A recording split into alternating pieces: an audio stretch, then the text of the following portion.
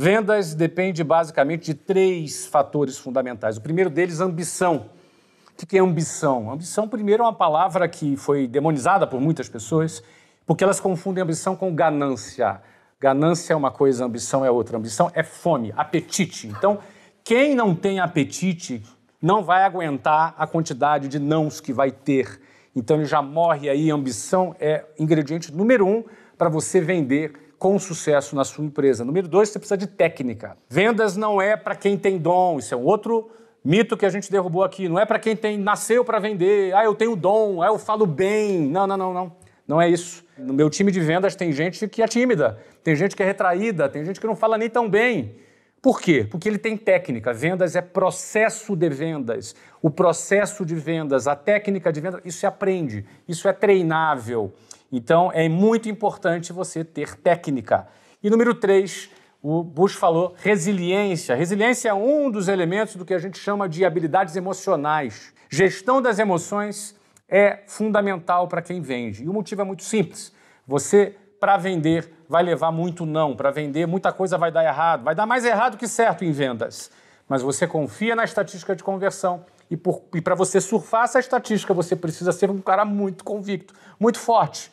Uma resiliência muito grande, um foco, uma determinação muito grande. Ou seja, gestão das emoções. São os 3 pilares de vendas. Ambição, técnica e gestão das emoções. Agora a gente faz o seguinte, todo programa a gente tem aqui algumas perguntas. Eu vou começar com o Tiagão aqui. E funciona da seguinte forma.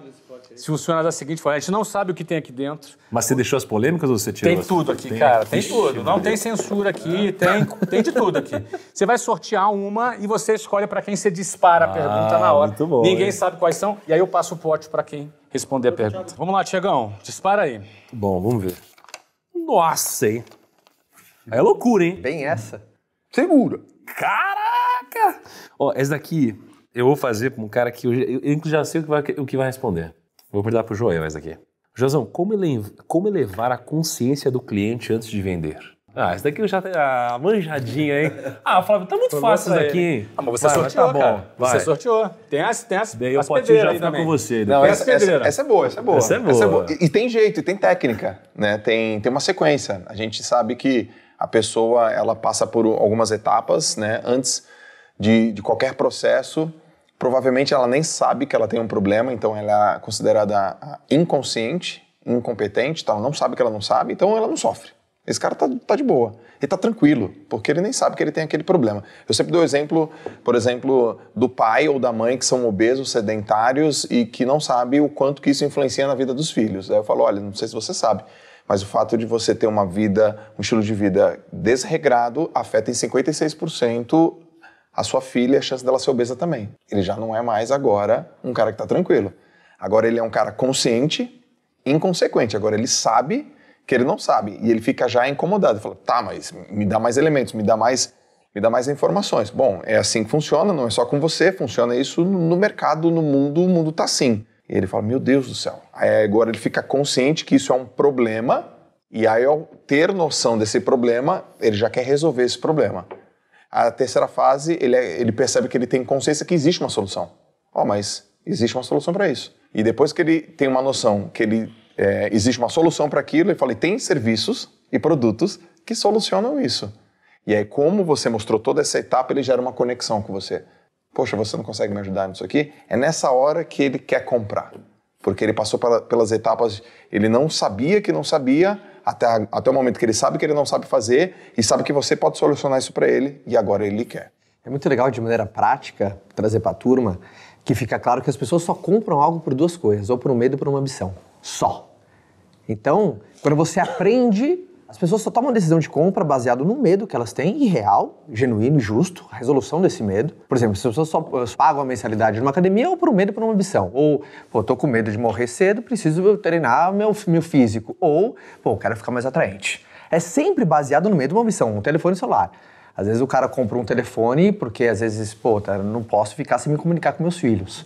Ou ele compra uma ambição dele, atrelada a uma quase, geração de status, né, de poder, isso. Então, sempre vai ser no meio de uma ambição. Então, você saber qual que é o medo que você toca, uma ambição que você toca no teu cliente, é a elevação do nível de consciência. Porque neste exato momento, teve a percepção de um problema, através do despertar de um medo ou de uma ambição. Sabe o que eu acredito? Que a consciência tem que ser de graça e a consequência tem que ser paga. Olha, eu vou te levar a consciência, essa aí eu não te cobro não. E o cara, putz, agora eu tenho noção da consequência se eu não fizer isso. A consequência, eu tô aqui, eu tenho um produto ou serviço para você. Eu acho que vale acrescentar que hoje, na era do conteúdo, não é? Você, quando está produzindo conteúdo, você está aumentando a consciência daquele público que está te consumindo sobre um determinado assunto. Educar é uma das estratégias de elevação de nível de consciência. A educação, aliás, isso você citou aqui a XP, não é? A origem da XP era a educação financeira que resultou no que se tornou hoje um dos grandes bancos do Brasil.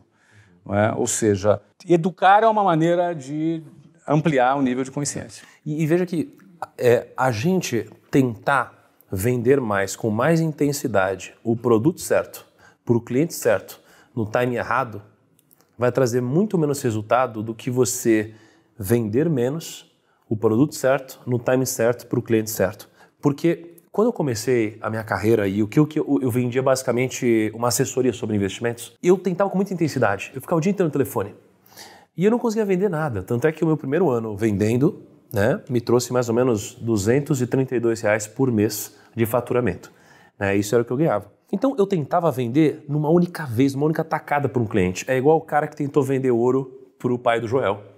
Então o que aconteceu? Ele não conseguiu fechar essa venda, por quê? Porque, cara, ele tentou vender no timing completamente errado, desnecessário, não passou por nenhum funil. Eu fazia a mesma coisa, então eu tentava vender para todo mundo. Deixa eu cuidar do seu dinheiro, deixa eu cuidar do seu dinheiro. O cara, ele nem sabia que tinha um problema, ele nem sabia que existia uma solução, ele nem sabia que eu era conexão. Então a gente passou a fazer o seguinte, ao invés de fazer uma única tentativa de ligação para vender, a gente passou a fazer uma única tentativa de ligação para qualificar. Então a gente abriu um diálogo. Então a gente espaçou isso daqui para, ao invés de uma reunião, 2. Onde numa reunião eu mostrava o problema, eu entendia de fato como ele pensava, eu entendia qual que era a vida dele, eu mostrava para ele que existia uma solução e ele percebia que eu podia solucionar isso para ele.